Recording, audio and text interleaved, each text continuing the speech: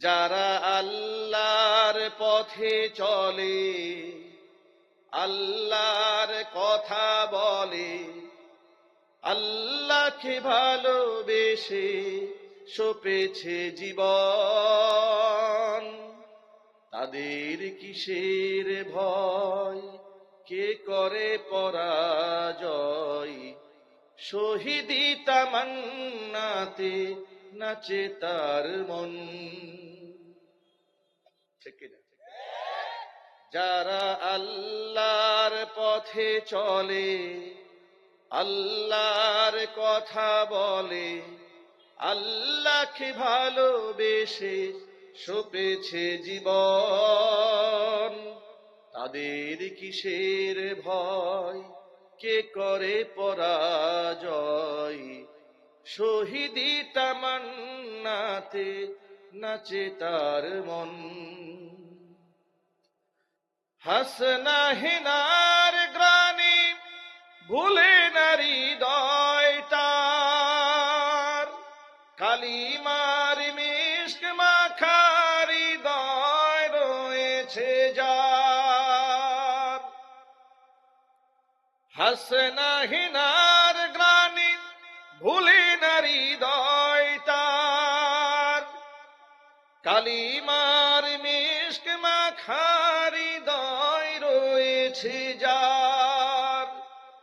সব পিছু টান ভুলে জিহাদের পথে চলে, সব পিছু টান ভুলে জিহাদের পথে চলে, সে তো তার ঈমান বলে। যারা আল্লাহর পথে চলে, আল্লাহর কথা বলে, আল্লাহকে ভালোবেসে সপেছে জীবন, তাদের কিসের ভয়, কে করে পরাজয়? শহীদি তামান্নাতে নাচে তার মন। যারা আল্লাহর পথে চলে, আল্লাহর কথা বলে, আল্লাহকে ভালোবেসে সপেছে জীবন, তাদের কিসের ভয়, কে করে পরাজয়?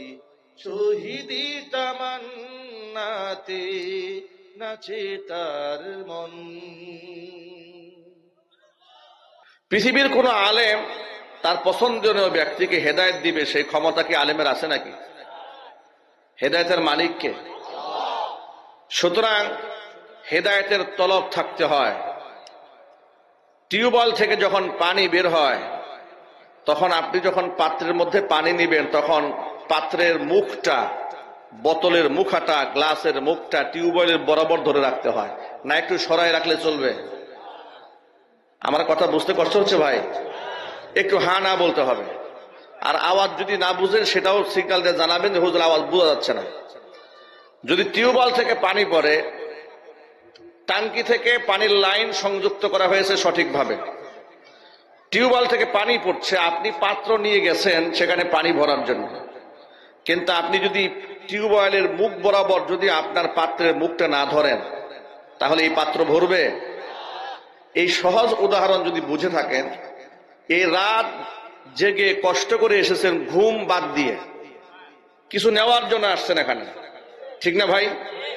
কিছু নিয়ে যাওয়ার দরকার আছে না নাই? আপনি এখানে বেকার বসে থেকে তো কোনো লাভ নাই। তাহলে আমি অত্যন্ত বিনয়ের সাথে অনুরোধ জানাচ্ছি, মেহেরবানি করে আপনারা অ্যাটেনশন ফাইনাল করেন, মনোযোগকে দৃঢ় করেন, যে আমরা রাত জেগে বসে আছি কিছু শোনার জন্য, বাড়ি কিছু নিয়ে যাওয়ার জন্য। আসছেন খালি হাতে, অবস্থা যেন এমন হয় যে ব্যাগ ভর্তি করে আমার দিনের পরিচালনার খোরাক নিয়ে বাজার পরিপূর্ণ করে আমরা যেন বাড়ি ফিরতে পারি। আল্লাহ যেন সেই তৌফিক আমাদেরকে দান করেন। এতটুকুন মূল্যবান কথা বলার শক্তি যেন আল্লাহ তাআলা আমাদেরকে দান করেন। এই কোরআনে কারীমের মধ্যে আল্লাহ তাআলা এত সুন্দর তত্ত্ব উপাত্ত দিয়ে ভরপুর করে দিয়েছেন। কোরআনে শুধুমাত্র 5 ওয়াক্ত নামাজ, রোজা, হজ, যাকাত, কালিমা, শুধু কি 5টা কথা বলার জন্য আল্লাহ তাআলা এত বড় কোরআন নাজিল করেছেন? আপনাদের কি এটাই মনে হয়? ইসলামটাকে এত কথাবার্তা বললে, এই যে বাচ্চাগুলো আসে কথা জোরে জোরে বলতে বলতে, এগুলার তো কোনো হদিস নাই।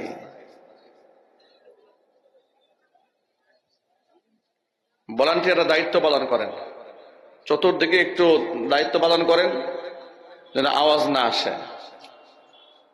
একটা ক্লাসরুমের মধ্যে এত কথা বললে চতুর্দিকে আওয়াজ আসলে কথার মনোযোগ নষ্ট হয়ে যায়। প্রিয় বন্ধুগণ, যে কথা বলতে চেয়েছিলাম, কালিমা, নামাজ, রোজা, হজ, যাকাত, এই 5টা কথা বলার জন্য কি আল্লাহ তাআলা এত বড় কোরআন নাজিল করেছেন? আওয়াজটাও সবাই দেন না, এই যে এতটুকু মানুষ দিলেন, একটু হানা সবাই বলেন, আল্লাহ কি শুধুমাত্র 5টা কথা বলার জন্য কোরআন নাজিল করেছেন? শুধু 5টি জিনিসের মধ্যে ইসলাম সীমাবদ্ধ নয়।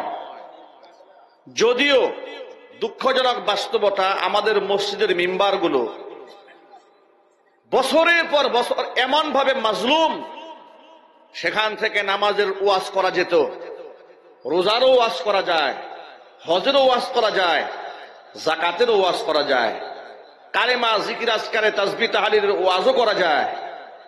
কিন্তু সুদের বিরুদ্ধে, ঘুষের বিরুদ্ধে, চুরি ছিনতাইয়ের বিরুদ্ধে যদি কোরআন সুন্নাহর মতামত, কোরআন সুন্নাহর রায় নিয়ে কোন আলেম কথা বলতেন, তাহলে বিগত জীবনে এমন ঘটনা ঘটেছে, ইমাম সাহেবকে হয়তো মসজিদের মিম্বারে থাকা অবস্থায় কোন একজন দাঁড়িয়ে বলেছে, হুজুর রাজনীতির ওয়াজ করেন না।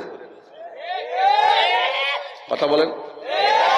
অথবা ওয়াজের প্যান্ডেলে বক্তা বয়ান করছে কোরআন সুন্নাহ থেকে, স্টেজের কর্নার থেকে দাঁড়িয়ে বলেছে, হুজুর ওয়াজ করেন কিন্তু কোরআনের অপব্যাখ্যা করেন না। অপব্যাখ্যা মানে কি? অপব্যাখ্যার মানে হলো যে বক্তাকে বলছে অপব্যাখ্যা করেন না, যদি বক্তা উঠে গিয়ে ওরে একটু বসাই দেয়, তুই ব্যাখ্যাটা একটু করে যা। কথা বলে না কেন? তাহলে ওর পায়খানাতে কত দিক থেকে বের হবে খুঁজে পাবে না। কিন্তু বক্তার সাথে এই বেয়াদবি কেন করেছে? ক্ষমতার দম্ভে, অহংকার, পেশি শক্তি, আবু জেহেলের মতো। আবু জেহেল যেমন মুহাম্মদ সাল্লাল্লাহু আলাইহি ওয়াসাল্লামকে বলেছিল, মুহাম্মদ যদি তোমাকে আমি এই বাইতুল্লাহতে সেজদা করতে দেখি, তোমার মাথার মধ্যে পাড়া দিয়া মাটির সাথে দাবাই ফেলবো। আল্লাহর নবী ভয়ে সেজদা করা বাদ দিয়ে দিয়েছিলেন নাকি?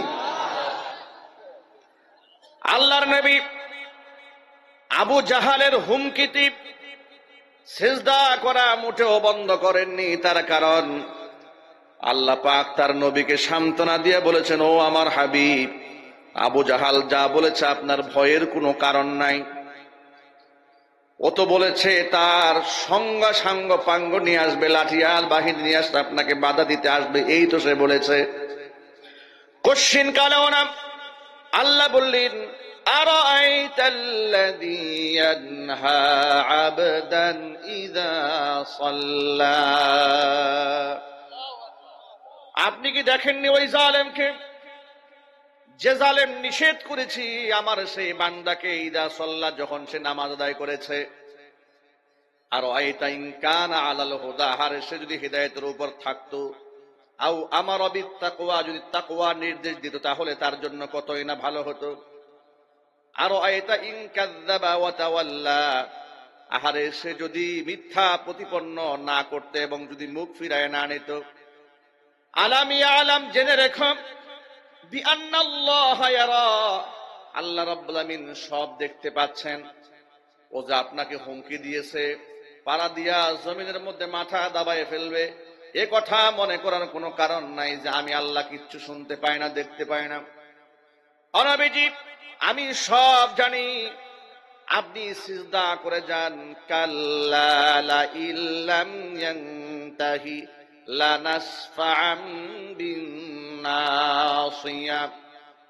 নাসিয়াতিন কাযিবাতিন খাতিআ ফালইয়াদউ নাদিয়া। আল্লাহ রাব্বুল আমিন বলছেন, কোশ্চিন কালেও নয়, সে যদি তার এই কুকর্ম থেকে বিরত না থাকে, নিবৃত না হয়, ওই জালেমের মাথার চুলের অগ্রভাগের চুলের গুচ্ছার মধ্যে ধরে আমি তাকে জাহান্নামের দিকে ঠেলে নিয়ে যাব। নাসিয়াতিন কাদিবাতিন খাতিয়া, সে হচ্ছে একজন মিথ্যাবাদী, ভুলের উপর অটল ব্যক্তি। ফালিয়াদউ নাদিয়া, সে তার সাঙ্গপাঙ্গকে ডাকার হুমকি দিয়েছে, সে যেন ডাক দেয়। সে যদি তার সৈন্য সামন্তদেরকে ডেকে নিয়ে আসে, সানাদউ জাবানিয়া, আমি জাহান্নামের ফেরেশতাদেরকে ডাক দিয়ে নিয়ে আসবো। জোরে কন্না নাউযুবিল্লাহ। কাল্লা, আপনি ওই আবু জাহালের কথা ভয় পাওয়ার কোনো কারণ নাই। শুনুন, লা তুতিউহু, আপনি তার কথা মান্য করে আমাকে সিজদা দেওয়া বাদ দেবেন না। ওয়াসজুদ ওয়াক্তারিব, আপনি সিজদা দেন আর আমি আল্লাহর নিকটবর্তী হয়ে যান। চিৎকার দিয়ে এখন আল্লাহু আকবার। প্রিয় ভাইয়েরা আমার, নবীজি সাল্লাল্লাহু আলাইহি ওয়াসাল্লাম যখন সিজদায় পড়েছিলেন, আবু জাহাল সাঙ্গপাঙ্গ নিয়ে হেরে যাচ্ছে। আবু জেহেলের সাথে থাকা লোকেরা বলল, ও আবুল হিকাম, জ্ঞানীদের বাবা, আপনি না বলেছিলেন মুহাম্মদ সাল্লাল্লাহু আলাইহি ওয়াসাল্লামকে নামাজরত অবস্থায় দেখলে তার মাথায় পাড়া দিবেন, ও তো নামাজ পড়ছে, যান তাড়াতাড়ি।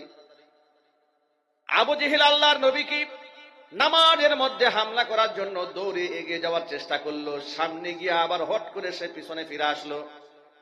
এত ভয়ে তাড়াহুড়া করে ফিরে এসেছে, এত দূরে এসে ওই জায়গা থেকে প্রস্থান করেছে, দৌড়ে পালিয়েছে। সাঙ্গপাঙ্গরা হতবাক হয়ে গেল, কি ব্যাপার, হঠাৎ করে মুহাম্মদ সাল্লাল্লাহু আলাইহি ওয়াসাল্লামের সামনে থেকে দৌড়ে পালালো কেন? আবু জাহাল চলে যাওয়ার পরে সাহাবায়ে কেরাম নামাজ শেষে আল্লাহর নবীকে জিজ্ঞেস করলেন, ইয়া রাসূলুল্লাহ, ইয়া হাবিবাল্লাহ, আবু জাহাল তার সাঙ্গপাঙ্গ নিয়ে এসেছিল, আপনাকে বাধা দেওয়ার জন্য দৌড় দিল কেন? নবীজি সাল্লাল্লাহু আলাইহি ওয়াসাল্লাম বলেছেন, জাহান্নামের ফেরেশতারা ঝাপটা দেওয়ার জন্য এসেছিল। সে যখন আমার সামনে এসেছে, ভয়াবহ আগুনের দৃশ্য দেখে, বিভৎস এই অবস্থা দেখে সে দৌড়িয়ে পালিয়ে গিয়েছে। রক্ষা করার মালিককে আরো জোরে বলেন। বন্ধুগণ আমার, আমি এই কাহিনী থেকে, কিচ্ছা থেকে আপনাদেরকে যে সবকটা শোনাতে চাই, পৃথিবীর জালেমরা সব সময় লাঠিয়াল বাহিনীর ভয় দেখায়, ঠিক কিনা বলেন? যেই ভয় মুহাম্মদ সাল্লাল্লাহু আলাইহি ওয়াসাল্লামকে দেখাবার চেষ্টা করেছিল আবু জাহাল, সে বলেছিল, মুহাম্মদ, তোমার আর কয়জন সাঙ্গপাঙ্গ আছে, কিন্তু মক্কার মাটিতে আমার লাঠিয়াল বাহিনীর অভাব নাই। দ্বীনি কাজে যারা বিভিন্ন গুন্ডা পান্ডা দিয়ে হামলা করত, এরা আবু জেহেলের নাতিপুতি। একটু আওয়াজ দিয়ে বলতে হবে, ঠিক কিনা বলেন? আবু জেহেলের নাতিপুতি। আবু জেহেল যেমন মুহাম্মদ সাল্লাল্লাহু আলাইহি ওয়াসাল্লামকে লাঠিয়াল বাহিনীর ভয় দেখাতো, আলেম ওলামাদেরকে স্বৈরাচারের আমলে গুন্ডা এবং সন্ত্রাসদের ভয় দেখানো হতো। এজন্য কোরআনে কারীম থেকে উলামায়ে কেরাম অনেক কথাই বলতে পারেন নাই, কিংবা বলতে দেওয়া হয় নাই। আগেই বলেছে আপনি রাজনীতির কথা বলবেন না, অথচ আপনি বলেন তো এখান থেকে, কোরআন শরীফ থেকে বলা যাবে না, মানুষের সামনে বয়ান করলে সমাজে ফিতনা দেখা দেবে, এমন কোন কথা আল্লাহ বলেছেন? এমন একটা আয়াতও আছে যে আয়াত শুনলে মানুষ গুন্ডা হবে? সবাই বলেন। এমন একটা আয়াত কোরআনে আছে যে কথা শুনলে মানুষ নষ্ট হয়ে যাবে? তাহলে স্বাধীনভাবে কেন আলেমদেরকে কথা বলতে দেওয়া হয় নাই? না বলতে বলতে মানুষের মধ্যে একটা মেজাজ তৈরি হয়ে গেছে, ভিন্ন মেজাজ। ভিন্ন মেজাজ কি? ভিন্ন মেজাজ হলো, হুজুররা নামাজের কথা বলবে, রোজার কথা বললে, সুবহানাল্লাহর কথা বলবে, এটাই আমল। কিন্তু ইসলাম যে এর মধ্যে সীমাবদ্ধ নয়, ইসলামটি ব্যাপক বিস্তৃত। গোটা আসমান জমিনের একত্রিত করলেও ইসলামের সুমহান আদর্শ বন্টন করেই শেষ করে দেওয়া যাবে না। ইসলামটা এত ব্যাপক করে আল্লাহ তাআলা আমাদের জন্য নাযিল করেছেন, চিৎকার দেবেন সুবহানাল্লাহ। অথচ ইসলামের সব কথা বলা যায় না। এই যে এখানে আমাদের জামাতের সম্মানিত আমির, তিনি তার বক্তৃতার মধ্যে একটা পয়েন্ট কোট করেছিলেন যে সমাজের দরিদ্র জনগোষ্ঠী যদি চুরি করে তাহলে তার কঠিন সাজা হয়, পক্ষান্তরে ধনী ব্যক্তিরা করলে তাকে নানান তাল বাহানা করিয়ে তাকে সেখান থেকে খালাস দেওয়া হয়। এই চরিত্র কি এই দেশে আছে না নাই? এই বিচার ব্যবস্থা এই দেশে আছে না নাই? আমরা দেখেছি সন্দেহভাজন গ্রেফতার করে বছরের পর বছর মানুষকে জেলখানায় আটকে রাখা হয়েছে। পক্ষান্তরে প্রভাবশালী প্রতাপশালী ব্যক্তিরা অন্যায় করেছে, তারা প্রভাবশালী হওয়ার কারণে গ্রেফতার তো দূরের কথা, তাদের বাড়িতে পুলিশ একবারের জন্য যাওয়ার সাহস পায় নাই। কথা বলতে হবে, ঠিক কিনা বলেন? উদাহরণস্বরূপ বলা যায়, মুনিয়া হত্যাকাণ্ডের আসামি বসুন্ধরা গ্রুপের মালিক সায়েম সুবহান আনবির, এই মুনিয়া হত্যাকাণ্ডের জন্য গোটা বাংলাদেশে তুলপার হয়ে গেল। বাংলাদেশে হত্যা মামলার আসামি তার বাড়িতে পুলিশ পর্যন্ত যায় না, কিংবা তার গ্রেফতার করে না। স্বৈরাচারের আমলে এমন দৃষ্টান্ত আমরা দেখেছি কি দেখি নাই? একটু আওয়াজ দিয়ে বলতে হবে। এটা হচ্ছে এই কথার সাক্ষী যে প্রভাবশালী ব্যক্তি চুরি করলে, খুন করলে, ডাকাতি করলে তার বিচার হয় না। পক্ষান্তরে গরিব অসহায় যদি কেউ করে তাহলে ওর 12টা বাজায় দেওয়া হয়। আমার মনে আছে ঢাকাতে জামিয়া রহমানে আরাবিয়া মাদ্রাসা, আমি তখন পড়াশোনা করি মিশকাত জামাতে। তখন আসরে নামাজের সময় দেখেছি শেষকা চুর, ওই যে আপনার হিরোইন খোর, মসজিদ থেকে জুতা চুরি করে নিয়ে যাচ্ছে। পাবলিক হাতে নাতে ধরেছে, জুতা চুরকে ধরে পাবলিক এমন গণধুলাই দিয়েছে, এই বেচারা লুঙ্গি টুঙ্গি খুলে মসজিদে পায়খানা করে দিয়েছে। সামান্য জুতা চুরি করলে, একটা জুতার দাম কত হবে? 500, 1000, না হয় ধরলাম 2000, না হয় 5000। 5000 টাকার জুতা চুরি করেছে, পাবলিক পিটাইয়া ওরে পায়খানা করায় আসছে। আর 5000 কোটি টাকা চুরি করলো, পাবলিক একটা পিটান তো দিলই না, উল্টা সাংবাদিক গিয়া বলে স্যার। কথা বলে না কেন ভাই? এই দেশে শিক্ষিত লোকেরা যত বড় চোর হয়েছে, অশিক্ষিত লোকেরা গোটা বাংলাদেশ সবগুলা অশিক্ষিত মানুষ মিলে এত বড় চুরি করতে পারবে না শিক্ষিতরা যত বড় চুরি করেছে। এদেশে শিক্ষিত চোরেরা 16 বছরে 93 বিলিয়ন মার্কিন ডলার বিদেশে পাচার করেছে। এগুলা অশিক্ষিতরা করে নাই। কোরআনে কারীমের মধ্যে আল্লাহ তাআলা বিধিবিধান দান করেছেন। নামাজ মুসলমানদের জন্য বাধ্যতামূলক করতেই হবে। নামাজ এমন একটা ইবাদত, এটা হচ্ছে মুসলমানদের ফাউন্ডেশন, মুসলমানদের পরিচয়। লা দীনা লিমান লা সালাতা লাহু, যার নামাজ নাই তার দ্বীন নাই, তার ধর্ম নাই। যে ব্যক্তি নামাজ পড়ে না, ওই ব্যক্তির ধর্মের পরিচয় দেওয়ার কোন সুযোগ নাই। নবীজি বলেছেন আস-সালাতু ইমাদুদ্দিন, নামাজ হচ্ছে দ্বীনের খুঁটি। মান আকামাহা আকামাদ্দিন ওয়া মান হাদামাহা হাদামাদ্দিন। যে ব্যক্তি নামাজের ব্যাপারে যত্নবান হয়, নামাজ কায়েম করে, সেই ব্যক্তি দ্বীন কায়েম করে। যেই ব্যক্তি নামাজ কায়েম করে না, সেই ব্যক্তি দ্বীন কায়েম করে না। নামাজকে যেই ব্যক্তি নষ্ট করে দেয়, সেই ব্যক্তি ধর্মকে ধ্বংস করে দেয়। এই জন্য নামাজের ব্যাপারে তো কোনো কম্প্রোমাইজ নাই, নামাজ তো পড়তেই হবে। রাতের আধারে একাকিত্বে রবের সামনে দাঁড়াতে হবে যদি আপনি রবের সান্নিধ্য চান, নিরাপত্তার সাথে যদি জান্নাতে যেতে চান। নবী করিম সাল্লাল্লাহু আলাইহি ওয়াসাল্লাম বলেছেন আফসুস সালাম ওয়া আতঈমুত তুআম ওয়া সাল্লু বিল-লাইলি ওয়ান-নাসু নিয়াম। নবী করিম সাল্লাল্লাহু আলাইহি ওয়াসাল্লাম বলেছেন 3টা আমল করো, একেবারে ঠান্ডা মাথায় আরামের সাথে জান্নাতে চলে যাবে। কয়টা আমল করলে? 1 নাম্বার আমল হচ্ছে আফসুস সালাম, বেশি বেশি সালামের প্রসার করো। 2 নাম্বার হচ্ছে ওয়া আতঈমুত তুআম, মানুষদেরকে আহার করাও, খাবার খাওয়াও। 3 নাম্বার আমল হচ্ছে ওয়া সাল্লু বিল-লাইলি ওয়ান-নাসু নিয়াম, রাতের বেলায় রবের সামনে নামাজে দাঁড়ায় থাকো যখন মানুষরা থাকে ঘুমন্ত। নামাজের তো কোনো বিকল্প নাই। আমি একজন মুসলমান হিসেবে নামাজ আমার পরিচয়, আমার ন্যাশনালিটি, আমার জাতীয়তা। এই দেশে আমি যে বাংলাদেশের মানুষ, এর একটা আইডি কার্ড আছে না, জাতীয় পরিচয় পত্র আছে না ভাই? আমি যে মুসলমান, আমার একটা আইডি কার্ড আছে। সে আইডি কার্ডের নাম কি? সবাইকে জুড়ে বলেন। ওই আইডি কার্ডের নাম হচ্ছে নামাজ। নামাজের ব্যাপারে অবহেলা করার কোনো সুযোগ নাই।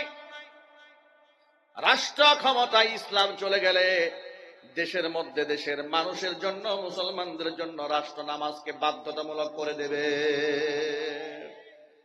এটা আমি বলি না, আল্লাহ পাক কোরআনে বলেছেন, আল্লাযীনা ইম্মাক্কানাহুম ফিল আরদি আকামুস সালাতা ওয়া আতাউয যাকাতা ওয়া আমারু বিল মা'রুফি ওয়া নাহাউ আনিল মুনকার।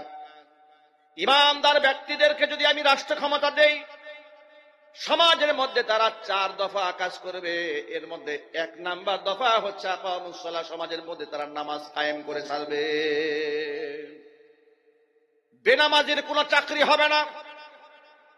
বেনামাজি মসজিদের ইমাম তো দূরের কথা, প্রাইমারি স্কুলের শিক্ষক বেনামাজি হতে পারবে না। সরকারি অফিস আদালত কল কারখানার মধ্যে মুসলমান বেনামাজি কোনো সুযোগ থাকবে না। সুবহানাল্লাহ কোন, এটাকে বলা হয় নামাজ কায়েম করা। আর বর্তমান সমাজ ব্যবস্থা ইসলাম না থাকার কারণে এমন হয়েছে, নামাজি ব্যক্তিদের চাকরি দেওয়া হয় না। নামাজি ব্যক্তি বিশ্ববিদ্যালয়ে মুখের মধ্যে দাড়ি রেখেছে, মাথায় টুপি পরেছে, প্রথম আলো পত্রিকার সংবাদ ছাপায় দেওয়া হলো, এর মধ্যে জঙ্গিবাদের আলামত আছে। ডেইলি স্টারের মধ্যে ছাপায় দেওয়া হলো, এর মধ্যে জঙ্গিবাদের গ্রান পাওয়া যায়। কেন সে ঘন ঘন মসজিদে যায়, কেন সে নামাজ পড়ে, কেন গান বাজনা করে না, কেন? কথা বলেন, ঠিক কিনা বলেন? এই যে গোটা বাংলাদেশে ডেইলি স্টার, প্রথম আলোর বিরুদ্ধে এত কথা বলা হয়েছে, এর পেছনে কারণটা কি? এর পিছনে একটাই কারণ, প্রথম আলো এবং ডেইলি স্টার এই পত্রিকা দুটো বাংলাদেশের ইসলামের পক্ষে কথা বলে নাই, স্বাধীনতার পক্ষে কথা বলে নাই, রাষ্ট্রের স্বাধীনতা সার্বভৌমত্বের পক্ষে কথা বলে না। এই দুটা পত্রিকা কথা বলে ভারতের দাদা বাবুদের পক্ষে। এই জন্য গোটা বাংলাদেশ থেকে এই পত্রিকাগুলা নিষিদ্ধের জন্য আন্দোলন হওয়া উচিত। এদের খুঁটির জোরটা কত মারাত্মক দেখেন। এই প্রথম আলো বন্ধ করার জন্য বছরের পর বছর আলেমরা কথা বলেছে, ঠিক কিনা বলেন? এখন সাধারণ লোকেরা কথা বলছে, কিন্তু প্রথম আলো কোনোভাবেই বন্ধ করা যাচ্ছে না। খুঁটির জোরটা কোন জায়গায়? অর্থাৎ প্রথম আলোর যে পরিমাণ অকারেন্স আছে, এদের যে পরিমাণ অপরাধ আছে, বাংলাদেশে এই যে কথায় কথায় জঙ্গি নাটক সাজানো হয়েছে না? আচ্ছা, এত জঙ্গি যে হাসিনার আমলে বাংলাদেশে ছিল, এখন জঙ্গি গেল কই? কথা বলে না কেন? যদি তাদের বক্তব্য অনুযায়ী রাষ্ট্রের মধ্যে তারা জঙ্গি দমন করেছে, এখন তো জঙ্গি দমন করার কেউ নাই। আওয়াজ দিয়ে বলেন, কথা কি বুঝতে পেরেছেন? তারা কি বলতো? জঙ্গি দমন করত। তো তারা তো জঙ্গি দমন করত, এই জন্য তারা কখনো জামালপুরে, কখনো শেরপুরে, কখনো সাতক্ষীরাতে, কখনো গাজীপুরে, কখনো মিরপুরে বাসা ঘেরা করে র‍্যাব দিয়ে আটকায় রাখত। বলতো এখানে জঙ্গি আছে, এখানে বোমা আছে, এখানে পিস্তল আছে। এখন তাদের পতন হয়ে যাওয়ার পরে এইভাবে তো আর কেউ পাহারা দিচ্ছে না। তো এখন এই জঙ্গিগুলা গেল কই? তাহলে এর দ্বারা বোঝা গেল আসলে জঙ্গি এটা ছিল সম্পূর্ণ নাটক। নিজেরাই পিস্তল টিস্তল রেখে নিরীহ মানুষদেরকে ফাঁসায় দিয়া পশ্চিমাদেরকে বুঝাইতো আমাদেরকে ক্ষমতায় রাখা উচিত, তা না হলে এই জঙ্গিবাদ দিয়ে রাষ্ট্র শেষ হয়ে যাবে, পশ্চিমাদের স্বার্থ হাসিল নষ্ট হয়ে যাবে, ভারতের স্বার্থ নষ্ট হবে। এই জন্য এই মেকানিজম গুলো ভারত সাজিয়ে দিত, আর এটার উদ্ভাবন করত প্রথম আলো, বাস্তবায়ন করত হাসিনা লেসপন্সাররা। রাষ্ট্র স্বাধীন হওয়ার পরে প্রশাসনে এক ঊর্ধ্বতন কর্মকর্তার সাথে আমরা ব্যক্তিগতভাবে বসেছিলাম।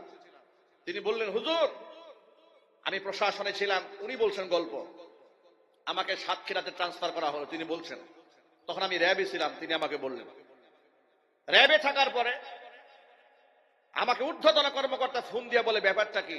আপনারা আগে যিনি ছিলেন তিনি সপ্তাহে সপ্তাহে জঙ্গি ধরতেন, আপনি একটা জঙ্গিও ধরতে পারেন না। উনি পুলিশের বড় কর্মকর্তা, আমাকে বলছে, হুজুর আমি তো অবাক হয়ে গেলাম, আমি তো জঙ্গি খুঁজে পাই না, ধরবো কি? এলাকাবাসীকে যারা সোর্স আছে, সোর্স, এদেরকে ডাকলাম। এই বেটা আমার কাছে কাহিনী বলতো, আসলে ও এত জঙ্গি পাইতো কই? স্যার বলবো আপনার কাছে? বলে, হ্যাঁ বল আমার কাছে। আমার তো চাকরি নিয়ে টানাটানে, জঙ্গি ধরতে পারি না আমি। বলে, স্যার আপনি আমার দায়িত্ব দেন, জঙ্গি কয়টা লাগবে আপনার? কথা বুঝতে পেরেছেন? এরপরে সে বলল যে কিছু পিস্তলের ব্যবস্থা করতে হবে। এখন উনি বলল আমি পিস্তল পাবো কই? স্যার পিস্তলের ব্যবস্থা আমি করব। আমি কোত্থেকে আনবো সেটা আপনি আমার কাছে টাকা দিয়ে কিনে নিয়ে যাবেন। পুলিশের কাছে সে টাকা দিয়ে অস্ত্র বেচে, কত বড় সোর্স। এরপরে সে আমাদের কাছে গল্প করে বলল হুজুর, এরপরে তাকে দিয়ে আমি তাকে কাজে লাগাইলাম। ঠিক আছে, তুই ব্যবস্থা কর। ব্যবস্থা করে যাওয়ার পরে এক বাড়িতে নিয়ে গেছে আমাকে, উনি বলতেছে নিয়ে যাওয়ার পরে অস্ত্র টস্ত্র নিয়ে গেছে। বাড়িঘর তালাশ করলাম, তেমন কিছু খুঁজে পাই নাই। খুঁজে না পাইয়া ওরে বললাম তুই এবার গাড়িতে উঠ। ওই যে সোর্স, ওরে বললাম তুই এবার গাড়িতে উঠ। কই স্যার এটা কি বলেন আপনি? কই হ্যাঁ, অস্ত্র তো কারো কাছে পাইনি, তো তোর কাছে তো পাইছি, তুই গাড়িতে উঠ। কই পরের দিন আমি ওরে নিয়ে একটা সংবাদ সম্মেলন করছি যে এই একটা জঙ্গি আমি পাইছি। এটা আমাদের কাছে ওরা নিজেরা বলেছে। আপনি চিন্তা করতে পারেন, ওই যে অনেক সময় মিরপুরে, অনেক সময় গাজীপুরে বলতো না যে বাড়ি 3 দিন ধরে ঘেরাও করে রাখছে র্যাবের লোকেরা, এরপরে লাইভ ক্যামেরা অ্যাকশন, একে বন্দুক নিয়ে যুদ্ধের মতো ঝাঁপায় পড়তো। এত জঙ্গি ছিল তখন, এখন জঙ্গি গেল কই? এখন তো জঙ্গি ঠেলায় বাংলাদেশে আমাদের না থাকার কথা, যেহেতু হাসিনা নাই। কথা একটু জোরে বলতে হবে তো। এখন তো ওদের বুম্পিং এ আর মানুষ হত্যার ঘটনা দেখতে দেখতে এই দেশে আমাদের থাকার কথা ছিল না, এখন জঙ্গি গেল কই? তাহলে এর দ্বারা স্পষ্ট প্রমাণ হয় এই সমস্ত জঙ্গি নাটক করে এদেশে মুসলমান দাড়ি এবং টুপিওয়ালাদেরকে বিশ্বের কাছে সন্ত্রাস হিসেবে পরিচয় করার দেওয়ার জন্য শেখ হাসিনা এবং তার লেফটেন্যান্টের কাজ করেছে। আবার যুবক ভাইরা, ওই যে একজন বলতেছে রাজনীতির ওয়াজ শুরু হয়ে গেছে। দেখেন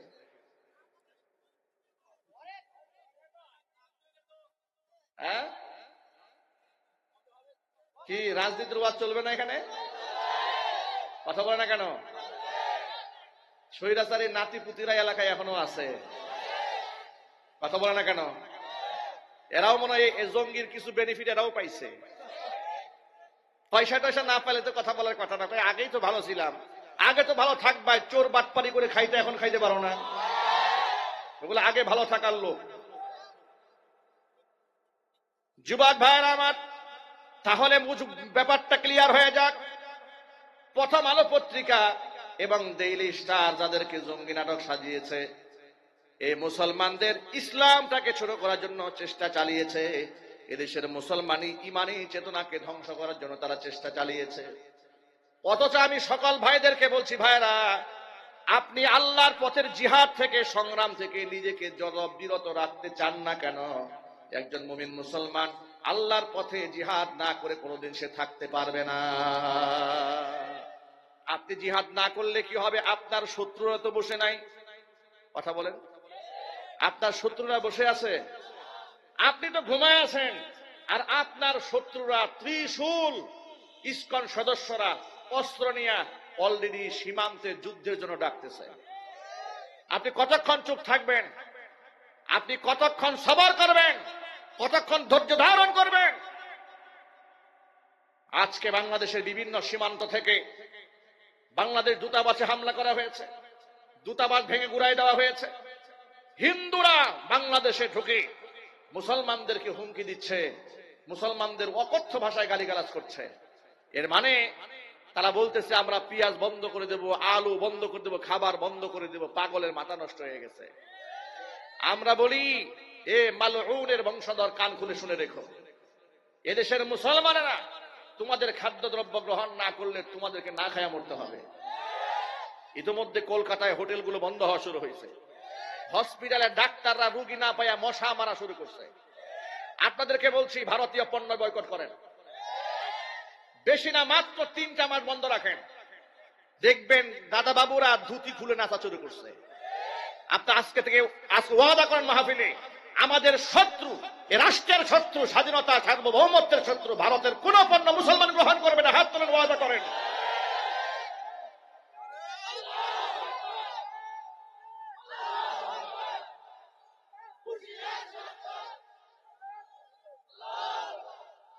এই ক্ষেত্রে একটা কথা ভালো করে মনে রাখেন, ভারতের সাধারণ হিন্দু যারা, তাদের সাথে আমাদের কোনো দুশ্মনী নাই। বাংলাদেশের সাধারণ হিন্দু যারা, তাদের সাথে আমাদের দুশ্মনী নাই। ভারতের শান্তিকামী জনগণ যারা, তাদের সাথে আমাদের কোনো দুশমনি নাই। ভারতেও আমার মুসলিম ভাই বোনরা আছে না নাই? আরো জোরে বলেন, আছে না নাই? তাদের সাথে আমাদের কোনো শত্রুতা নাই। আমাদের শত্রুতা কাদের সাথে? কোরআন স্পষ্ট বলে দিয়েছে। আল্লাহ রাব্বুল আলামিন স্পষ্ট করে সূরাতুল মুমতাহিনা সূরাতে 28 নম্বর পারায় বলেছেন, ইয়া আইয়ুহাল্লাযীনা আমানু লা তাত্তাখিযু আদুওয়ি ওয়া আদুওয়াকুম আউলিয়া। হে ঈমানদারগণ, লা তাত্তাখিযু আদুওয়ি ওয়া আদুওয়াকুম আউলিয়া, তোমরা আমি আল্লাহর দুশমন এবং তোমাদের দুশমনদেরকে তোমরা কোনদিন বন্ধু রূপে গ্রহণ করো না। আল্লাহ তাআলা আল্লাহর দুশমন এবং মুসলমানদের দুশমনদেরকে বন্ধু বানাতে নিষেধ করেছেন। কোরআন মাজিদের সূরাতুল মুমতাহিনার একেবারে প্রথম নাম্বার আয়াতের মধ্যে আল্লাহ স্পষ্ট জানিয়ে দিয়েছেন, ইসলামের শত্রুদের সাথে বন্ধুত্ব করা হালাল না হারাম। আরো জোরে কোন। এবার আপনারাই বলেন, ইসকন মুসলমানদের বন্ধু না শত্রু? আরো জোরে বলেন। ইসকন যে মুসলমানদের শত্রু, এতে কি কোনো সন্দেহ আছে? প্রতিনিয়ত মুসলিম দেশের মধ্যে তারা দাঙ্গা বাঁধায় দেওয়ার জন্য চেষ্টা করছে। গুজরাটের কসাইখনি নরেন্দ্র মোদীর ইশারায় ওরা বাংলাদেশের মধ্যে একটা মারামারি লাগায় দেওয়ার জন্য চেষ্টা চালাচ্ছে দীর্ঘদিন ধরে। ওরা ছোট্ট ছোট্ট বাচ্চাদেরকে স্কুলে ঢুকে পূজার প্রসাদ খাইয়ে জয় শ্রীরাম এবং সেখানে হিন্দুদের সমস্ত স্লোগানগুলো আমাদের বাচ্চাদের মুখ থেকে তারা বের করে দিয়েছিল। তখনই বাংলাদেশে ইসকনকে নিয়ে অনেক সমালোচনা হয়েছিল। তারা বলেছে এটা আমাদের ভুল হয়ে গেছে, আসলে এগুলো ভুল না, সবই ছিল ওদের ষড়যন্ত্র। এরপরে স্বৈরাচারী বিদায় হয়ে যাওয়ার পর চট্টগ্রামের মাটিতে হিন্দুদের অধিকারের আদায়ের নামে তারা মানুষদেরকে ধোঁকা দিয়ে বোকা বানিয়ে বিরাট বড় সমাবেশ করেছে। ওই সমাবেশের মধ্যে বাংলাদেশের পতাকার নিচে নামাইয়া গেরুয়া পতাকা উপরে উঠায় দিয়েছে। এটা হচ্ছে রাষ্ট্রদ্রোহিতার মতো অপরাধ। এই অপরাধে ইসকনের চিন্ময় কৃষ্ণ দাসকে গ্রেফতার করা হয়েছে। কথা বলতে হবে, ঠিক কিনা বলেন? চিন্ময় কৃষ্ণ দাসকে গ্রেফতার করার পরে ধর্মগুরু একটাকে গ্রেফতার করা মাত্র তাদের অনুসারীরা এমন বেপরোয়া হয়েছে, পাগল পাড়া হয়েছে, তারা আদালত প্রাঙ্গণ থেকে যে চিন্ময় কৃষ্ণ দাসের বিরুদ্ধে যে প্রসিকিউটর ছিল মুসলমানদের, আমাদের কলিজার টুকরা ভাই অ্যাডভোকেট সাইফুল ইসলাম আলিফ, তাকে তারা সেখান থেকে টেনে হিঁচড়ে ধরে নিয়ে গিয়া প্রকাশ্য দিবালোকে জবাই করে শহীদ করে দিয়েছি। এত বড় সাহস ওরা কোথায় পেয়েছে আপনারা চিন্তা করতে পারেন? মুসলমানদের দেশে থেকে মুসলমান অ্যাডভোকেটকে গলার মধ্যে ছুরি লাগাইয়া যে এই ব্যক্তি জবাই করেছে। আমাদের বোঝা উচিত ওরা ইচ্ছাকৃতভাবে দাঙ্গা লাগিয়ে দিতে চায়। আমরা দাঙ্গার মধ্যে যেতে চাই না, কিন্তু এই হত্যাকারীদের বিচার চাই। ইতোমধ্যে সন্ত্রাসী গুন্ডা বেশ কিছু গ্রেফতার হয়েছে। আমরা অন্তর্বর্তীকালীন সরকারকে বলছি, অ্যাডভোকেট সাইফুল ইসলামের হত্যাকারী যারা আছে ওই সমস্ত ব্যক্তিদেরকে গ্রেফতার করে সর্বোচ্চ শাস্তি মৃত্যুদণ্ড দিতে হবে এবং সাথে সাথে গোটা রাষ্ট্রের মধ্যে অস্থিতিশীল পরিবেশ তৈরি করার জন্য ইসকনকে রাষ্ট্রীয়ভাবে নিষিদ্ধ ঘোষণা করতে হবে। ইসকন রাষ্ট্রীয়ভাবে নিষিদ্ধ হয়ে যাক। কারা কারা চান্দ হাত দেখতে চাই? আল্লাহ তাআলা মুসলমান ভাইদেরকে এক বানায় দেন, নেক বানায় দেন। জোরে কোন আল্লাহুম্মা আমিন। ভালো করে একটা কথা বোঝার চেষ্টা করেন, আল্লাহ তাআলা কাফের বেঈমানদের সাথে বন্ধুত্ব করাটাকে হারাম করে দিয়েছেন। এই জন্য যারা মুসলমানদের সাথে দাঙ্গা বাঁধায় তাদের সাথে মুসলমানদের সম্পর্ক মুসলমানরা রাখতে পারবে না। এর কারণ হলো এই দুনিয়াতে যার সাথে আপনি মোহাব্বত রাখবেন তার সাথেই পরকালে আপনার হাসর হয়ে যাবে। নবী করিম সাল্লাল্লাহু আলাইহি ওয়াসাল্লামের বিখ্যাত সাহাবী আনাস ইবনে মালিক রাদিয়াল্লাহু তাআলা আনহু থেকে বর্ণিত হাদিস, তিনি বলেন, খরাজনা মা'আন নবী সাল্লাল্লাহু আলাইহি ওয়াসাল্লাম মিনাল মসজিদিন নববী, নবীজির সাথে নামাজ পড়ে মসজিদ নববী থেকে একসাথে বের হয়েছি। এমন সময় ফাজা রাজুলুন, জনৈক ব্যক্তি আসলো, এসে জিজ্ঞেস করলো, ওয়াসআলা, প্রশ্ন করে বলল, মাতা তাকুমুস সাআ ইয়া রাসূলুল্লাহ, ও আল্লাহর রাসূল কিয়ামত কবে কায়েম হবে? ফাসাকাতা, নবীজি চুপ হয়ে গেলেন। আবার জিজ্ঞেস করলেন, কিয়ামত কবে কায়েম হবে? নবীজি সাল্লাল্লাহু আলাইহি ওয়াসাল্লাম কিছুই বললেন না, চুপ হয়ে গেলেন। সাহাবী তৃতীয়বার আবারও জিজ্ঞেস করলেন কবে কিয়ামত কায়েম হবে। এবার নবীজি তাকে পাল্টা প্রশ্ন করে বললেন, ফামা আ'দাত্তালাহা,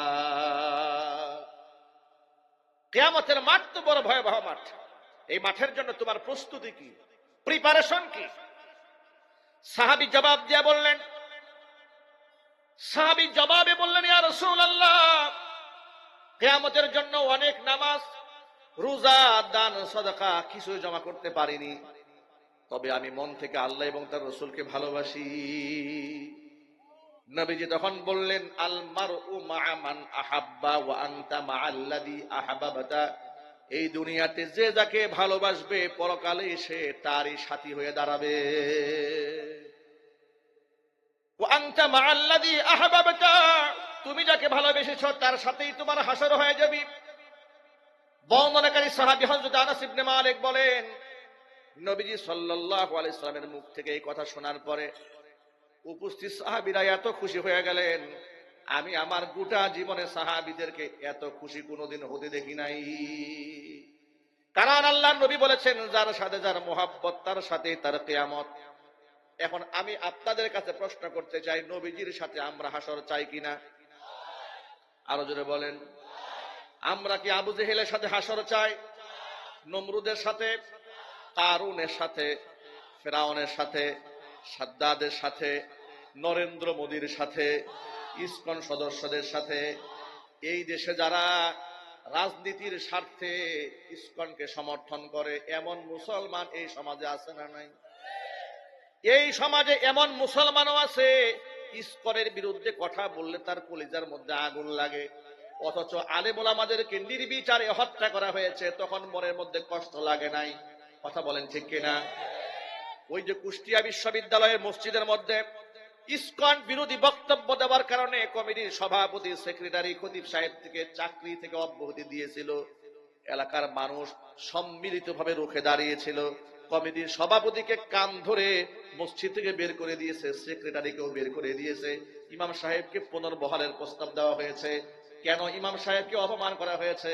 আপনাদেরকে ছোট্ট একটা তথ্য বলে দেই, এই পৃথিবী বিশেষ করে বাংলাদেশের কোন মসজিদে, আপনাদেরকে বলবো আপনার মহল্লার এলাকার দায়িত্ব আপনি গ্রহণ করেন, আমার বক্তব্য রেকর্ড হয়ে যাচ্ছে, সকল মুসলমান ভাইদের জন্য এই মেসেজ। যদি কোনো ইমাম সাহেবকে ন্যায় সঙ্গত কারণ ছাড়া মসজিদের দায়িত্ব থেকে ক্ষমতার বলে কেউ যদি ধাক্কা দিয়ে সরাই দিতে চায়, কোন সভাপতি, সেক্রেটারি সম্মিলিত প্রচেষ্টার মাধ্যমে এমন নালায়েক সভাপতি, সেক্রেটারিকে ঘাট ধরে মসজিদ থেকে বের করে দিবে। কথা বলেন ঠিক কিনা? জোরে বলেন। যদি ইসলামের কারণে, কোরআন সুন্নাহর হক কথা বলার কারণে কোন আলেমের বিরুদ্ধে কেউ দাঁড়ায়, ওই জালেমের বিরুদ্ধে আপনাদের সকলকে দাঁড়িয়ে যেতে হবে। যদি দাঁড়াতে ব্যর্থ হন তাহলে সমাজে একের পর এক জালেম তৈরি হবে। আর যদি জালেমকে রুখে দিতে পারেন, একটাকে সাইজ করবেন, দেখবেন বাকি সব সোজা হয়ে গেছে। ইমাম সাহেব হক কথা বলতে সাহস পাবে, বুক ফুলায় কোরআন সুন্নাহর কথা বলতে পারবে। সাধারণ হিন্দু যারা, সাধারণ অমুসলিম যারা, তাদের সাথে আমাদের কোনো ঝগড়া নাই। আজকে আমি হিন্দু সম্প্রদায়ের কিছু ভাইদেরকে ধন্যবাদ দিই, তারা আজকে ঢাকা শহরে মিছিল করেছে। সাধারণ হিন্দুরা ভারতের আগ্রাসন বিরোধী মিছিল করেছে আমাদের কিছু হিন্দু এই দেশের জনগোষ্ঠীরা। আমি বলবো, বোঝা গেল সাধারণ হিন্দুরাও ভারতের আগ্রাসন এই মাটিতে চায় না। আচ্ছা, এই রাষ্ট্র স্বাধীন হয়েছে, স্বাধীন বাংলাদেশে আমাদের পোর্টে কোন দেশ থেকে জাহাজ আসবে না আসবে, আমরা কোন দেশের সাথে বাণিজ্য করব না করব, এটা কি ভারতের কাছে অনুমতি নিতে হবে? চিল্লায় বলেন। আমাদের দেশে পাকিস্তানের জাহাজ ভিড়ার পর থেকে দাদা বাবুদের পায়জামা খুলে গেছে চিন্তায়। কথা বলে না কেন? দাদা বাবুদের ধুতি খুলে গেছে। আরে পাকিস্তানের জাহাজ কেন আসলো? পাকিস্তানের জাহাজে অস্ত্র আসছে, অপপ্রচার চালিয়ে দিয়েছে।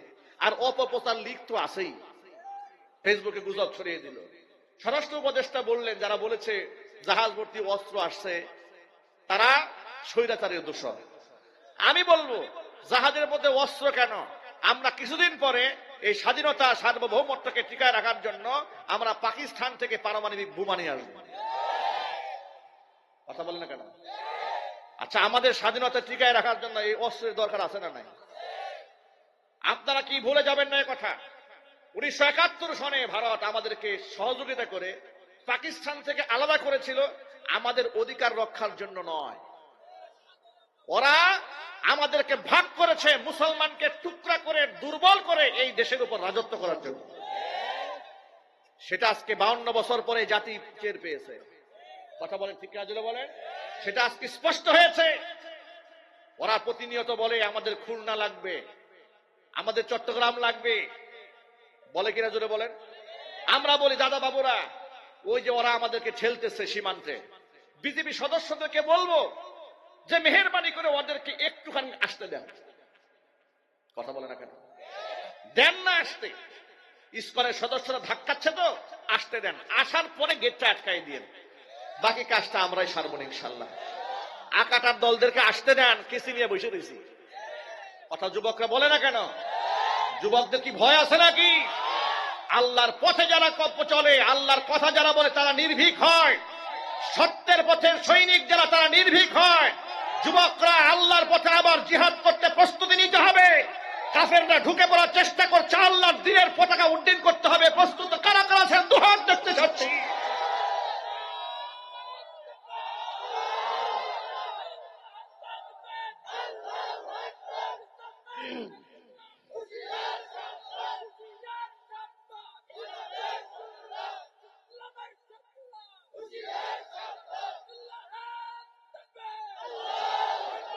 আমরা বলি সীমান্তে বিজেপি সদস্যদেরকে ধাক্কায় যারা ভিতরে ঢুকতে চায়, মেহেরবানি করে ঢুকায় দেন।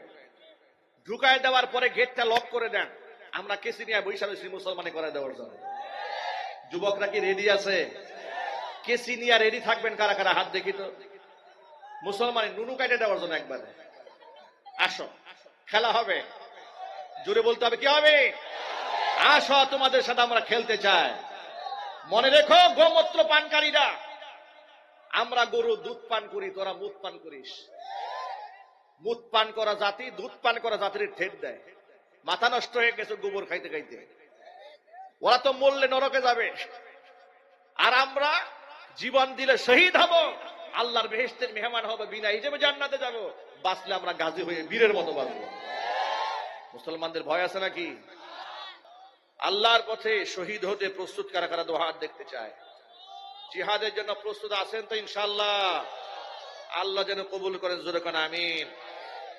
ভাইরা আমার, আমাদের এই ঘৃণা, আমাদের এই হুঙ্কার, আমাদের যুদ্ধ, আমাদের জিহাদ সাধারণ হিন্দু জনগোষ্ঠীর উপরে নয়। দেখেন কোরআন কি বলে। আগে কোন সুবহানাল্লাহ, চিল্লায় কোন সুবহানাল্লাহ। কোরআনের মতো এত অসাম্প্রদায়িক কথা, এত সুন্দর কথা পৃথিবীতে কেউ বলে নাই। আমাদেরকে অসাম্প্রদায়িক চেতনা শিখায় যারা আমাদের মসজিদ ভেঙে মন্দির বানাইছে। কি হাস্যকর কথাবার্তা চিন্তা করছেন? আমাদের মসজিদ ভেঙে ওরা মন্দির বানায়, ওরা আমাদেরকে অসাম্প্রদায়িক চেতনা শিখায়। অন্তত পক্ষে অসাম্প্রদায়িক এই শব্দটা ওদের মুখে মানায় না। গরু জবাই করার অপরাধে যারা মুসলমানকে পিটিয়ে হত্যা করে, তাদের মুখে অসাম্প্রদায়িক চেতনা মানায় না। যারা মুসলমানদেরকে বেদ দিয়া পিটায় আর বলে জয় শ্রীরাম বল, তাদের মুখে অসাম্প্রদায়িক চেতনার কথা মানায় না। আজ পর্যন্ত কোন মুসলমান হিন্দুকে পিটায় বলছে আল্লাহু আকবার বল? কোন রেকর্ড আছে? কোন প্রমাণ আছে? ওরা আমাদেরকে অসাম্প্রদায়িক চেতনা শেখাতে আসে। ওরা পাগলের মাথা নষ্ট হয়ে গেছে। যুবকেরা, আপনাদেরকে একটা কথা বলি, আমাদের এই ঘৃণা তাদের উপর যারা আমাদের সাথে দুশ্মনী রাখে, যারা রাষ্ট্রের সাথে দুশ্মনী রাখে, যারা মুসলমানদের ইমানের উপর দুশ্মনী রাখে। কিন্তু যারা সাধারণ হিন্দু জনগোষ্ঠী, তাদের প্রতি আমাদের কোনো রাগ নাই, গুসা নাই, বরং তাদের প্রতি ইনসাফ করার নির্দেশ দিয়েছেন স্বয়ং আল্লাহ রাব্বুল আলামিন। কোরআন মাজিদের মধ্যে আল্লাহ পাক বলছেন, লা ইয়ানহাকুমুল্লাহু আনিল্লাযীনা লাম ইউকাতিলুকুম ফিদ-দীন ওয়া লাম ইউখরিজুকুম মিন দিয়ারিকুম আন তাবাররুহুম ওয়া তুকসিতু ইলাইহিম ইন্নাল্লাহা ইউহিব্বুল মুকসিতিন। যারা ধর্মীয় ব্যাপারে তোমাদের সাথে যুদ্ধ করে নাই, তোমাদেরকে এলাকা থেকে বেরও করে দেয় নাই, ওই সমস্ত অমুসলিমদের সাথে আনতাবাররুহুম, ভালো আচরণ করতে আমি আল্লাহ তোমাদেরকে বারণ করি নাই। তাদের সাথে ইনসাফ করতে তুকুসিতু ইলাইহিম, আমি আল্লাহ নিষেধ করি নাই, বরং আমি আল্লাহ বলবো ইন্নাল্লাহা ইউহিব্বুল মুকসিতিন, যারা অমুসলিমদের সাথেও ইনসাফ করে তাদেরকে আমি আল্লাহ বড্ড ভালোবাসি। জোরে কোন সুবহানাল্লাহ। তাহলে আমি কাদের ব্যাপারে তোমাদেরকে যে বললাম বন্ধু বানায়ো না, কাদেরকে বন্ধু বানাবে না শোনো। ইন্নামা ইয়ানহাকুমুল্লাহু আনিল্লাযীনা কাতালুকুম ফিদ্দীন, একমাত্র ধর্মীয় কারণে যারা তোমাদের সাথে লড়াই করে, আখরাজুকুম মিন দিয়ারিকুম, তোমাদেরকে যারা বের করে দিয়েছে তোমাদের এলাকা থেকে, তোমাদের রাষ্ট্র থেকে, দেশ থেকে, ওয়াজাহারু আলা ইখরাজিকুম, যারা তোমাদেরকে পরাস্ত করার জন্য, তোমাদেরকে এলাকা থেকে তাড়ায় দেওয়ার জন্য যারা সহযোগিতা করেছে, ওই সমস্ত জালেমদের সাথে বন্ধুত্ব করতে আমি আল্লাহ নিষেধ করেছি। মনে রেখো, আমাই ইয়াতাওয়াল্লাহুম ফাউলাইকা হুমুজ জালিমুন, ইসলামের দুশমনদেরকে যারা বন্ধু বানায় এরা হচ্ছে জালেম। এরা কি? সুতরাং নরেন্দ্র মোদীর সাথে যাদের প্রেম প্রীতি আছে এই বাংলাদেশের, ওরা কি? আরো জোরে বলেন। ওরা হজ করলেও জালেম, উমরা করলেও জালেম, কারণ ওরা মুসলমানদের দুশমনদের সাথে আঘাত করেছে। প্রিয় যুবক ভাইরা, মুসলমানদের দুশমনদের সাথে আমাদের কোনো সম্পর্ক থাকতে পারে না। আমাদের সম্পর্ক হবে ইমানদারদের সাথে। তবে সাধারণ অমুসলিম যারা, তাদের সাথে আমরা ইনসাফ করব, তাদের প্রতি আমাদের রাগ নাই, গুসা নাই, ঘৃণা নাই। ইনসাফ করার নির্দেশকে দান করেছেন, জোরে কোন আল্লাহ পাক যেন ইনসাফ করার তৌফিক দান করেন, জোরে কোন আমিন। যে কথা বলতে চেয়েছিলাম যুবক ভাইরা আমার, মা বোনেরা আমার, যার সাথে যার মোহাব্বত তার সাথে তার কিয়ামত। নবীর সাথে আমরা হাসর চাই, নবীজির শাফাআত আমরা পেতে চাই, হুজুরের হাতে হাউজে কাউসার আমরা পান করতে চাই। কারা কারা চান? নবীজির হাতে হাউজে কাউসার কারা কারা পান করতে চান? আল্লাহ যেন কবুল করেন, জোরে কোন আমিন। কন্ডিশন আছে, বিনা কন্ডিশনে হাউজে কাউসার পান করা যাবে না। কোরআন মাজিদে আল্লাহ বলেছেন, ইন্না আ'তাইনাকাল কাউসার ফাসাল্লি লিরাব্বিকা ওয়ানহার ইন্না শানিআকা হুয়াল আবতার। নবীজি, আপনাকে আমি কাউসার দান করলাম, আ'তাইনাকাল কাউসার, কিন্তু দুইটা কন্ডিশন আছে। এক নাম্বার কন্ডিশন হচ্ছে ফাসাল্লি, আপনি নামাজ পড়েন, লিরাব্বিকা, আপনার রবের জন্য, ওয়ানহার, আপনি কুরবানি করুন, ইন্না শানিআকা হুয়াল আবতার, আপনাকে যেই ব্যক্তি আবতার বলে, যেই ব্যক্তি আপনার কুচ্ছা রটনা করে বলে আপনি নাকি লেজ কাটা নির্বংশ, নবীজি সাল্লাল্লাহু আলাইহি ওয়াসাল্লামকে আল্লাহ পাক বলেন আপনাকে নির্বংশ যেই ব্যক্তি বলে ওই ব্যক্তি নির্বংশ। ভাইরা আমার, তাহলে হাউজে কাউসার পেতে হলে দুইটা কন্ডিশন আছে না নাই?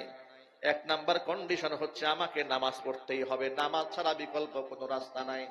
যুবকেরা আছে, কোরআনের মাহফিল থেকে ওয়াদা করে যেতে হবে, যেহেতু নামাজ আমার মুসলমানিত্বের পরিচয়, এটা আমার ন্যাশনালিটি, আমার জাতীয়তা, আমার আইডি কার্ড।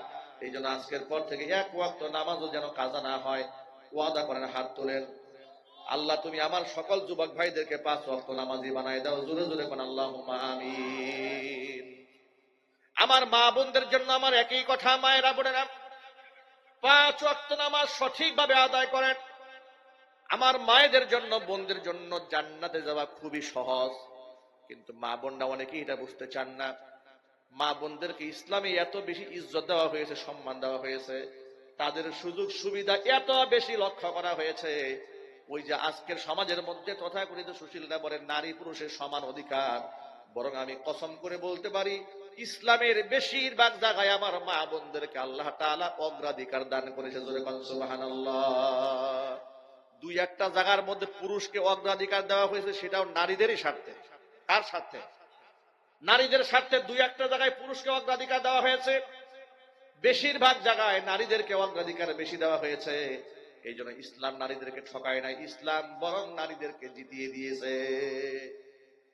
মেয়ে সন্তান যদি কার ঘরের মধ্যে থাকে, কান খুলে শোনেন, মেয়েদেরকে অবহেলা করবেন না, শিক্ষা থেকে বঞ্চিত করবেন না, পর্দা থেকে বঞ্চিত করবেন না, তাকে উত্তম বিবাহ দেওয়ার ক্ষেত্রে বেইনসাফ করবেন না, কোন সুদখোর, কোন ঘুষখোর বেনামাজের সাথে মেয়ে বিবাহ দেবেন না। যত বড় শিক্ষিত হোক না কেন, যদি বেনামাজি হয় ও জালেম হবে। কথা বলেন, যে আল্লাহর হক আদায় করেন সে আপনার মেয়ের হক কেমনে আদায় করবে?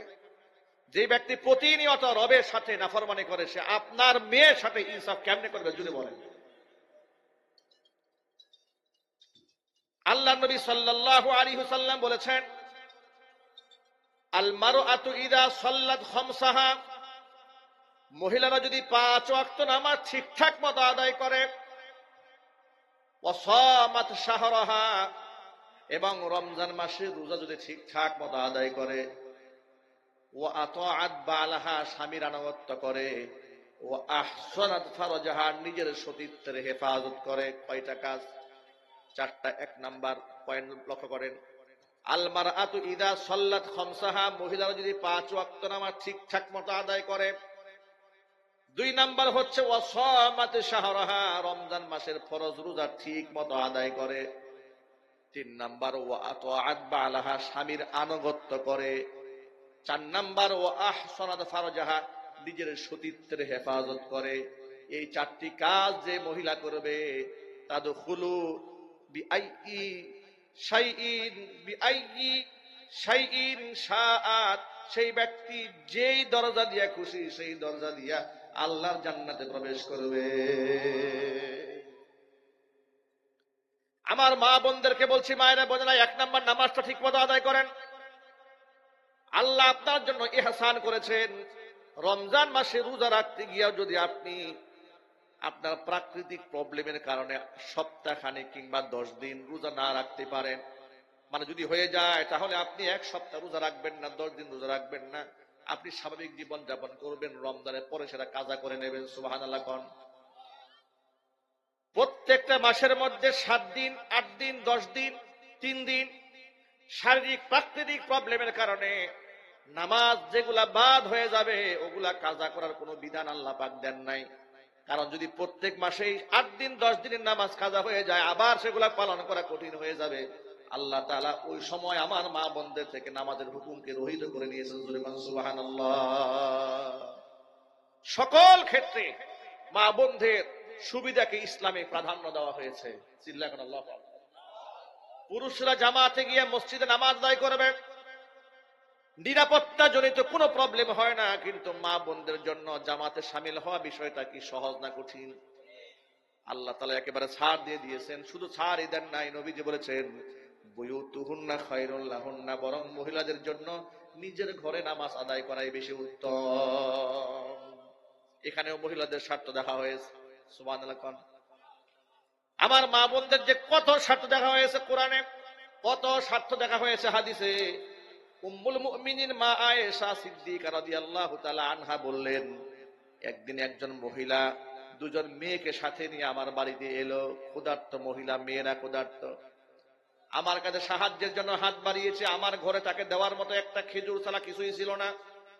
ফাআতাইতুহা ইয়াহা, একটা মাত্র খেজুর ছিল, সেটাই মহিলাকে দিয়ে দিলাম।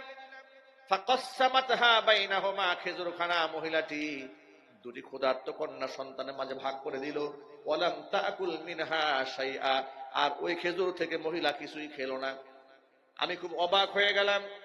একটা মা তার মেয়েদেরকে কত মহব্বত করে, কত ভালোবাসে। এরপরে নবীজি সাল্লাল্লাহু আলাইহি ওয়াসাল্লাম যখন আমার ঘরে আসলেন, আমি নবীজির কাছে ঘটনার বিবরণ বললাম, বর্ণনা দিয়ে দিলাম, ইয়া রাসূলুল্লাহ, একজন মা ক্ষুধার্ত মহিলা নিজে না খায় কষ্ট করেছে, কিন্তু মেয়েদেরকে কষ্ট দেয় নাই। আল্লাহ নবী তখন বললেন, মানুবতুলিয়া মিন হাদিহিল বানাতি বিশাইইন কুন্না লাহু সিতরাম মিনান নার। এই দুনিয়াতে আল্লাহ তাআলা যাদেরকে কন্যা সন্তান দান করেছেন, কিয়ামতের দিন কন্যা সন্তানগুলো বাপ মার জন্য ঢাল হয়ে সামনে দাঁড়ায় যাবে। বাপ মাকে জাহান্নামের আগুনে ডুবতে দিবে না। সুবহানাল্লাহ। সব জায়গায় ইসলাম নারীদের পক্ষে হয়ে কথা বলেছে। আল্লাহু আকবার বলে। মায়েরা, আপনাদেরকে ছোট্ট একটা কথা বলি, সেটা হচ্ছে এই 2টা কারণে মেয়েরা জাহান্নামে বেশি যাবে। কয়টা কারণে? 2টা। আল্লাহ নবী সাল্লাল্লাহু আলাইহি ওয়াসাল্লাম বলেছেন, ইত্তলাতু ফিল জান্নাহ, আমি জান্নাতে উকি দিলাম, জান্নাতে দর্শন করলাম, দেখি জান্নাতে কারা কারা বসবাস করছে। ফারাআইতু আকসারা আহলিহাল ফুকারা, জান্নাতে নজর দিয়ে দেখি জান্নাতের অধিকাংশ বাসিন্দা এই পৃথিবীর গরিব মানুষগুলো। গরিবরা বেহেশত বেশি দখল করে ফেলেছে। সুবহানাল্লাহ একটু জোরে বলেন। এই জন্য টাকা পয়সা কম থাকলে মনে কোনো দুঃখ নেবেন না, জান্নাতে আল্লাহ আগে পৌঁছায় দেবে। ধনীদের কমপক্ষে 500 বছর আগে আল্লাহ তাআলা গরিবদেরকে বেহেশত ঢুকাই দেবে। মনে কোনো কষ্ট থাকবে ভাই, মনে কোনো আঘাত রাখবেন না, সুদে হাত দেবেন না, ঘুষে হাত দেবেন না, অবৈধ সম্পত্তি কামাবার চেষ্টা করবেন না মোটেও। আল্লাহ নবী বলেন এদিক সেদিক করলে মানে হারাম ইনকাম করলে পয়সা পাতির মালিক হতে পারে, তারপরে হারামে হাত দেয় না। কষ্ট করে সংসার চালায় এরপর হারামের মধ্যে হাত দেয় না, এমন ব্যক্তিকে আল্লাহ তাআলা মুজাহিদের সওয়াব দান করে দিবে। যুবক ভাইরা আমার, নবীজি সাল্লাল্লাহু আলাইহি ওয়াসাল্লাম এরপরে বলেন অত্তরাতু ফিন্নার, আমি জাহান্নামের দিকে উকি দিলাম, দেখি জাহান্নামী কারা। ফারাআইতু আকসারু আহলিহান নিসা, আমি জাহান্নামে তাকায় দেখি জাহান্নামের অধিকাংশ বাসিন্দাই পৃথিবীর মহিলারা। মহিলারা অবাক হয়েছে হাদিস শোনার পরে। হাদিসের মধ্যে নবীজি সাল্লাল্লাহু আলাইহি ওয়াসাল্লাম অন্য একটা হাদিসে বলেছেন, মেয়েদেরকে ডেকে নবীজি বললেন ইয়া মাশারান নিসা, ও মহিলারা, ইয়া মাশারান নিসা তাসাদদাকনা, তোমরা বেশি বেশি আল্লাহর পথে সদকা করো। ফাইন্নী উরিতুকুন্না আকসারু আহলিন নার, কারণ আমাকে দেখানো হয়েছে তোমরা অধিকাংশ নারীরা জাহান্নামে যাবে। মহিলারা জানতে চাইলেন কোন অপরাধে? নবীজি বললেন দুইটা অপরাধে নারীরা বেশি জাহান্নামে যাবে। কয়টা অপরাধ? এক নাম্বার অপরাধ লিতাকফুরনাল আশির, বেশি বেশি স্বামীর নাফরমানি করার কারণে অধিকাংশ নারী জাহান্নামে যাবে। আমার মা বোনদের এমন একটা বাজে অভ্যাস আছে, 10 বছর 12 বছর সংসার করেছে, স্বামীর সাথে একটুখানি কথা কাটাকাটি হয়েছে, মনোমালিন্যতা হয়েছে, মুখের উপর বলে ফেলে, একেবারে স্বামীকে বলে ফেলে 10 বছর 12 বছরে তোমার সংসারের সুখ কি জিনিস আমি চোখে দেখি নাই। আছে না? এই নাফরমান আছে না নাই? সুখ কি জিনিস চোখে দেখে নাই। আরেকটা কমন কথা বলে মহিলারা, সেটা কি জানেন? একমাত্র আমি দেখে তোমার সংসারটা করলাম। কথা বলেন ভাই, তাই একমাত্র আমি তোমার সংসারটা করেছি, পৃথিবীর কেউ তোমার সংসার করত না। এটা একটা কমন ডায়লগ। এই কথাটা শুনে নাই এরকম স্বামী যদি কেউ থাকে এলাকায়, তারা জাদুঘরে রাখা উচিত। ঠিক কিনা বলেন? সব শুনে ফেলেছে। আরে মা বোন এগুলো বলবেন না।